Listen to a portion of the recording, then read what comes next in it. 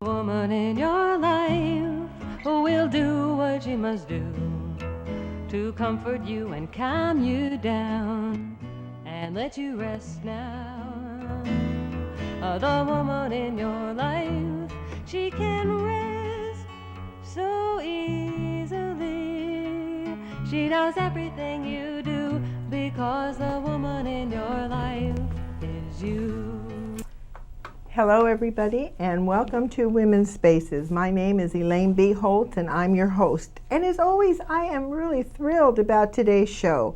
I have with me a very, very special guest by the name of Susan Lamont. Susan is the coordinator for the Peace and Justice Center here in Santa Rosa, California, and has been very, very involved with me along with many, many other people in our community with the Andy Lopez situation. As most of us know, or at least should know, Andy Lopez was a 13-year-old young boy who had 7 bullets shot into his young body by one of our deputy sheriffs here in Sonoma County, and there's been a lot going on about it. And one of the things that has happened for me personally, I helped form a group called Mothers in White, and at the end of my program, you will see my email and my website. And I'd like you to email me at elaineholtc@sbcglobal.net. That'll be at the end of the show. If you would like to participate in a program like Mothers in White, the whole idea behind it is that as women, as mothers, that we are standing up with Andy Lopez's mother and that we are trying to bring an end of all this violence in our community. I mean, it's even beyond violence as far as I'm concerned. I'm looking at the way the police are acting, and as a woman, as a mother, as a grandmother, I'm just beside myself. I cannot believe what's happening.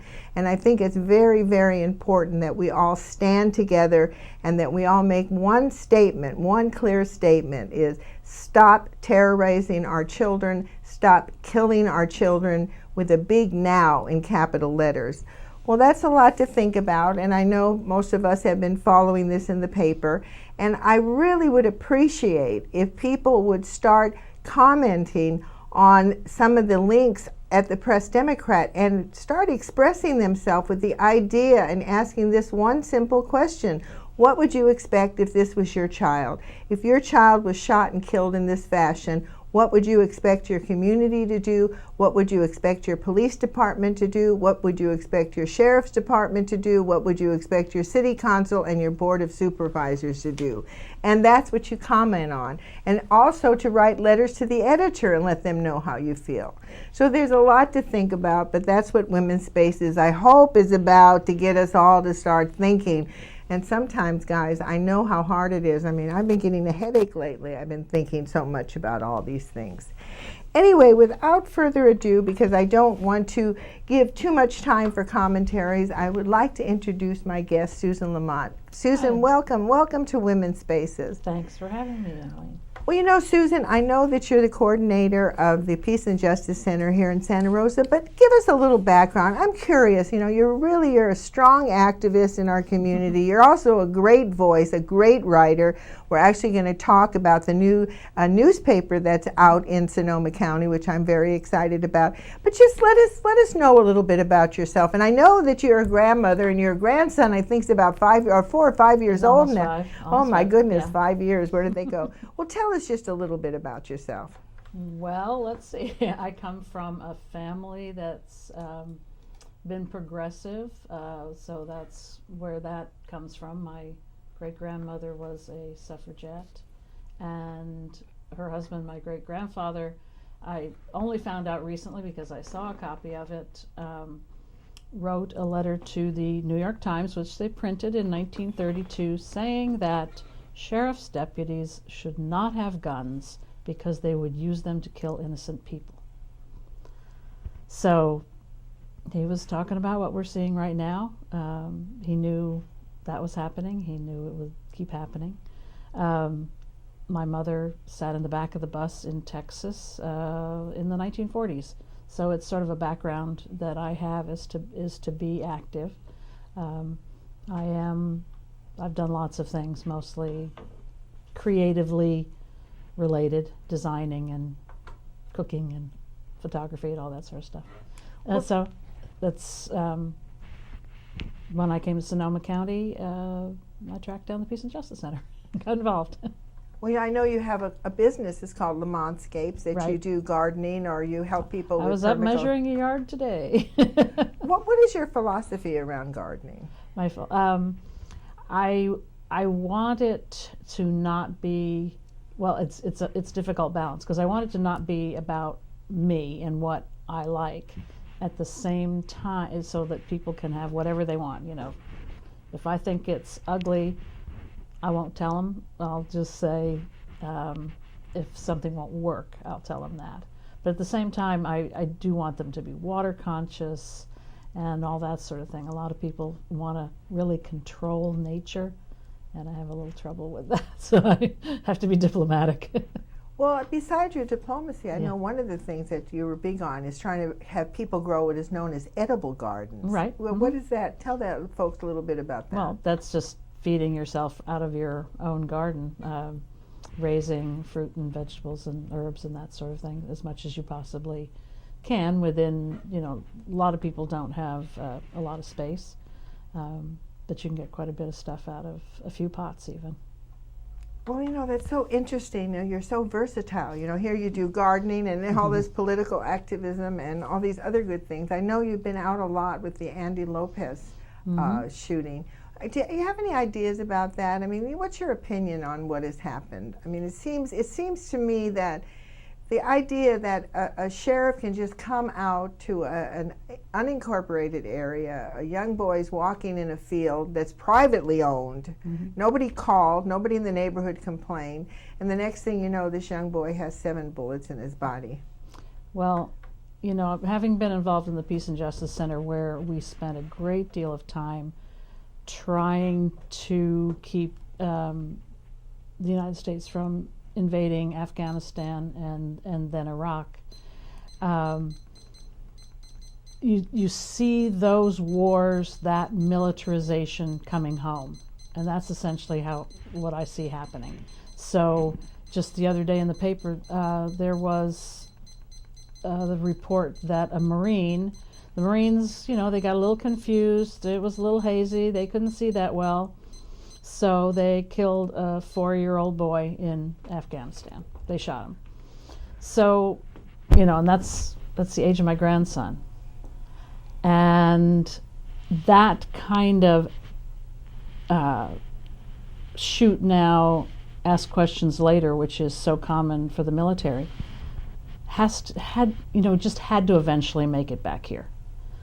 It's just not just the fact that Gelhaus was in the military, but the whole attitude about how you treat people and who's most important and who comes first is something we've been perpetrating on the world for a long time, and we've done it in, I shouldn't use the word we, because don't include myself or you.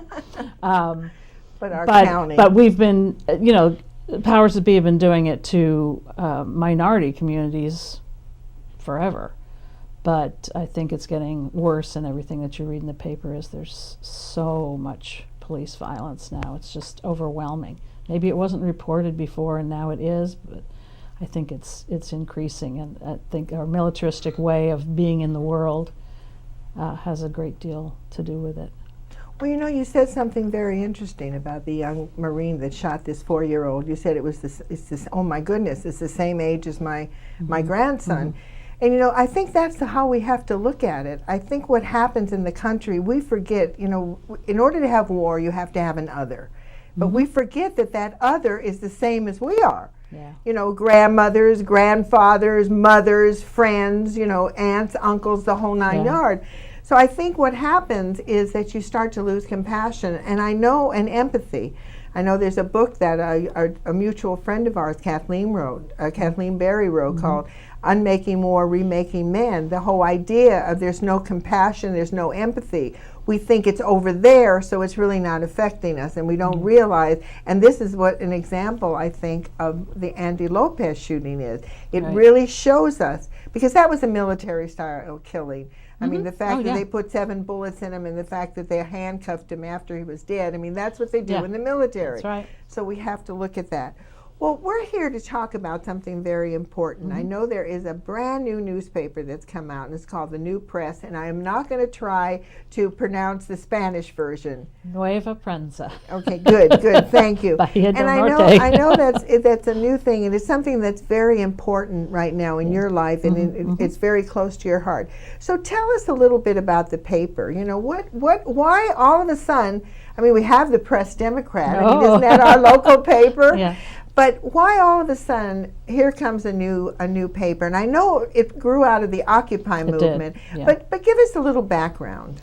Well, it did. The feeling was that the way the Occupy movement was being portrayed in the corporate press, we don't use the word mainstream press. We consider ourselves to be the mainstream press. The other is the corporate press.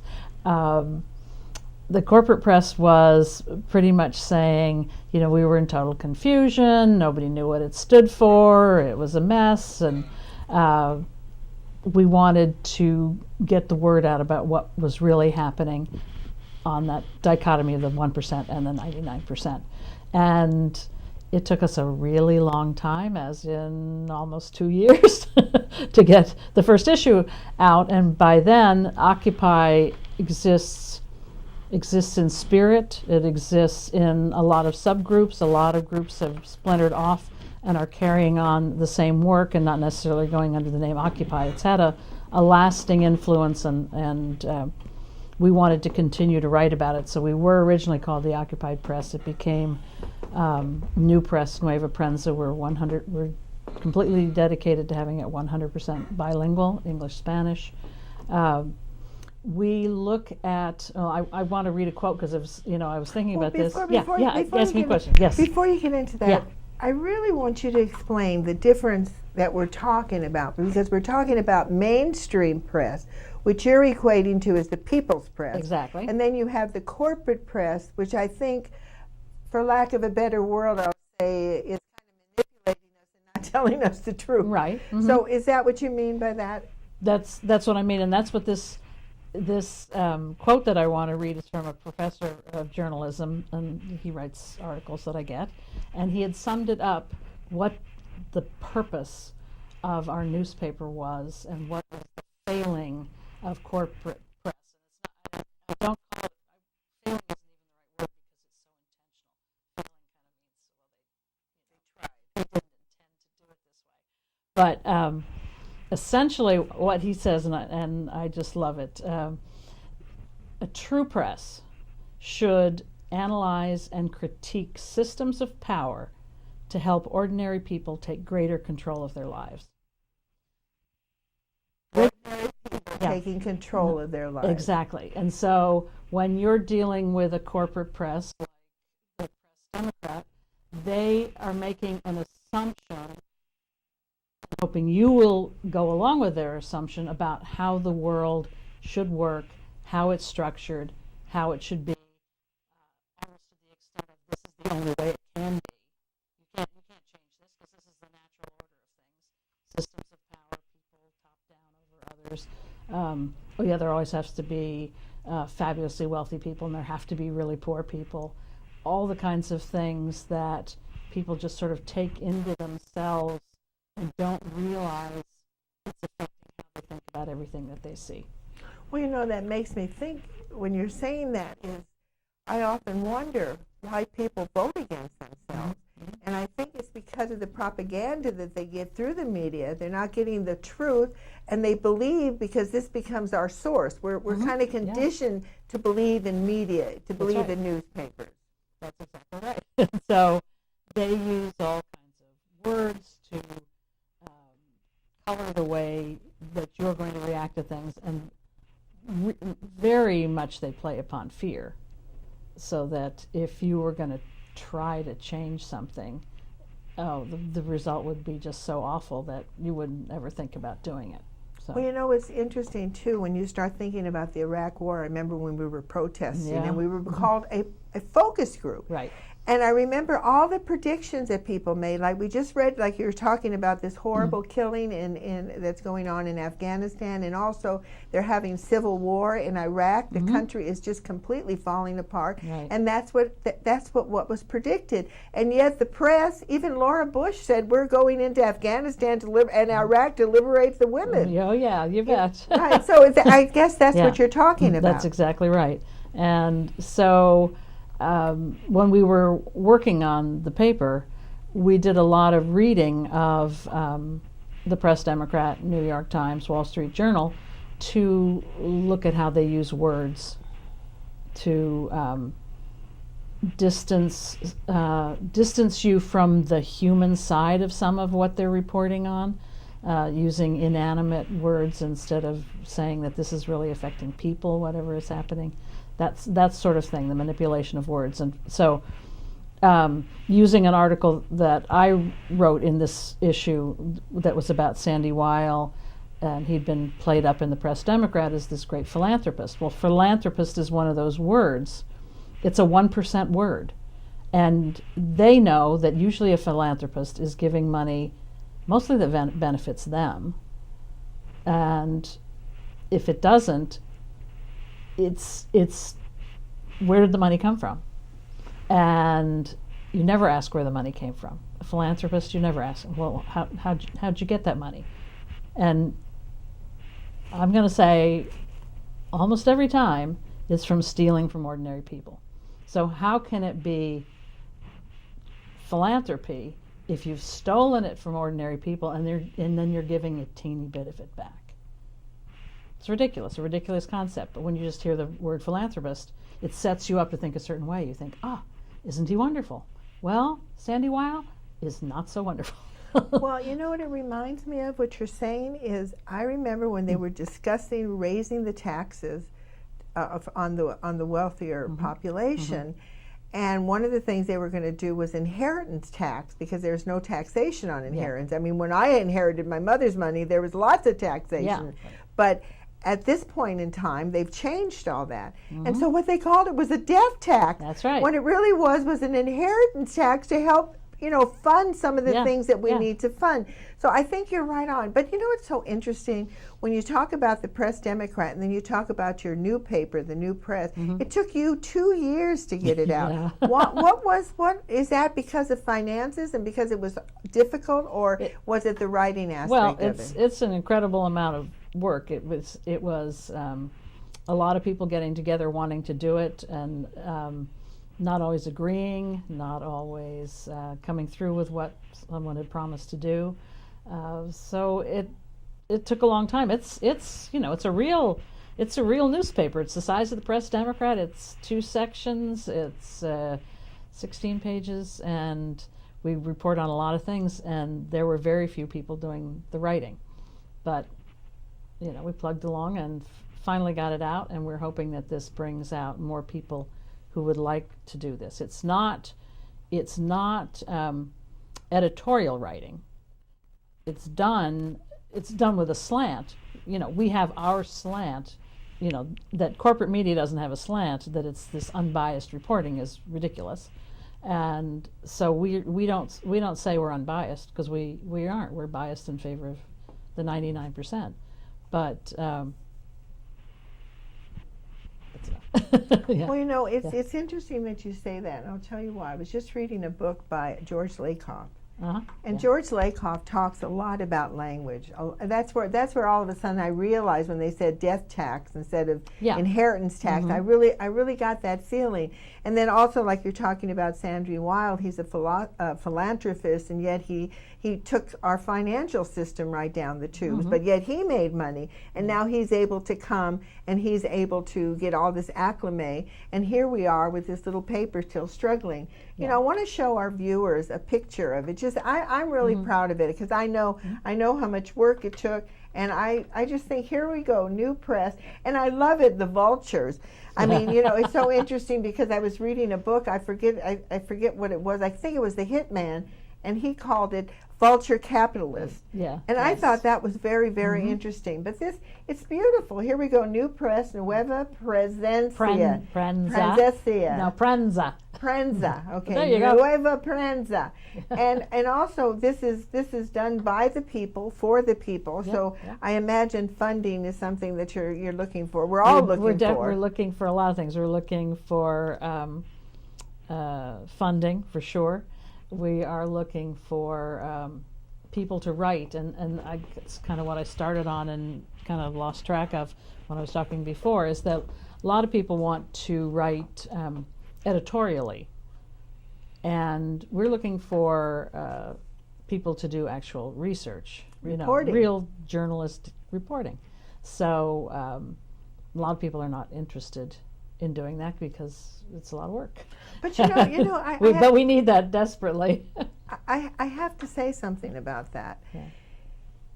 The most wonderful thing about reporting versus editorial writing seems to be more of your opinion. So it's Right. kind of you're isolated within yourself. But when you're doing reporting, because I'm a reporter, Right. you go out to the community, you get to meet people, you get to talk to them, and it helps you in your writing, believe it or not. Right, of course. How did you get involved in writing? I wrote letters to the editor for years. I mean, I never thought I could write ever. I thought it was terrible. And then in my 40s, maybe mid-40s, I started writing letters to the editor. And it's the fabulous way to learn how to write, because you have to get everything you want to say, which is so much, down into, well, once upon a time it was 300 words. Then it was 250 words. Now it's 200 words. The New York Times is 150 words. And to be able to get to be that succinct and working on that was basically how I started. And then just one day I wrote an article for the Peace Press, and I've been writing ever since. Well, you're certainly getting Yeah. a good reputation. Well, how can people help with this paper? I mean, I know that they need money. You need writers. We need writers. We need distributors. We have a lot of them fairly central to Santa Rosa. We've got people in Sebastopol and a few other places, but this says North Bay, and we do want to expand out into the North Bay and not just report upon things that are happening in Sonoma County, but we want to be Marin and Napa and Mendocino, possibly Solano, and so we want to start getting it delivered in those places too. So if anybody wants to help, we're happy to show up at your doorstep with bundles if you're willing to go distribute them, and we really need that. And we need editors. That's another thing, if you're good at editing. But one of the things when you talk about a paper, and this is another thing that really is interesting about our culture and is very sad about our culture, we're so used to people doing things for us. We don't even prepare our own food anymore. We go and buy packaged food. Right. Everything is done for us. Even telling us how to spend our money and what to do, how to budget. We have financial planners. I mean, on and on. And it seems to me that if we're going to really start becoming we the people, and we really want to have a voice for 99%, it seems to me that people have to start getting off their duff and doing something. And like you said, here's an opportunity to write and to do things. Well, time goes by very quickly when you're in this room and you're having fun. It really does. So what I'd like you to do is just go and look at this camera right over here, and anything that you would like to share with our viewers and our listeners. We go on the radio. Just be my guest. Okay. I would like to second what Elaine said about being active and being involved, because nothing is going to improve unless the majority of people, it doesn't need to be every person on earth, but the majority start understanding why things are not going the way most people want. And most people really don't want the world to be working the way that it's working. And as I said, they've been conditioned to believe it's the only way it can work. So we need people to start rethinking how they look at the world. You know, it's been interesting to me that members of the progressive community have walked into the Peace and Justice Center or called me up on the phone and said things like, well, if Andy Lopez just hadn't been carrying that gun. They're automatically conditioned to believing that somehow this is his fault. Even within the progressive community, many people still are laying some kind of blame on his parents, on him, and saying, well, I know the sheriff's department or the police are pretty militarized. Therefore, we just got to be really careful and not do something to call attention to ourselves, rather than saying we need to figure out ways to turn this whole thing around. And it's a huge job because it includes so many things. It means probably not having your kids in camo all the time. I mean, just starting with something that you're not even thinking about, all the way up to being against all these crazy wars that the United States does. So it's a huge thing. A lot of things all affect each other. Well, Susan Lamont, I couldn't have said it any better, and that is really beautiful. And I want to thank you for all that you do for our community, and thank you so much for being on Women's Spaces. My pleasure. And to my viewers and listeners, Susan said something very important, and that is how we are mesmerized by all the information that we get. I get a little frustrated too. I don't want to hear about the parents. I don't want to hear about the gun. I just want one question answered. Why were 7 bullets put in that body in 10 seconds? That's all I want to know. But our press doesn't give us that information. So I encourage you to look, I'm going to hold up the paper here. Oops. There it is. Here we go. I'm going to hold up the paper here and show people once again. And it's online too. And it's online also, and all the information is at the end of the show. You'll see when I do the credits. And also, like I do at the end of show, I try to encourage particularly my women viewers to get off their duff and do something for peace. And there's so much to do. One of the things, Susan is the coordinator over at the Peace and Justice Center, and one thing that they do have is a wonderful, wonderful publication called the Peace Press. And in the Peace Press, you can find a whole list of all the nonprofits and all the organizations in Sonoma County that are working for peace. And you can get involved. Something you can do at the Peace and Justice if you're a little bit uncomfortable about meeting new people. You can go and help them collate once a month. And you'd be surprised, everybody's talking. It reminds me of when us women used to go to the water well and we'd all talk to each other. Instead of talking to each other at the water well, you're just collating the Peace Press. So there's all kinds of things that you can get involved in.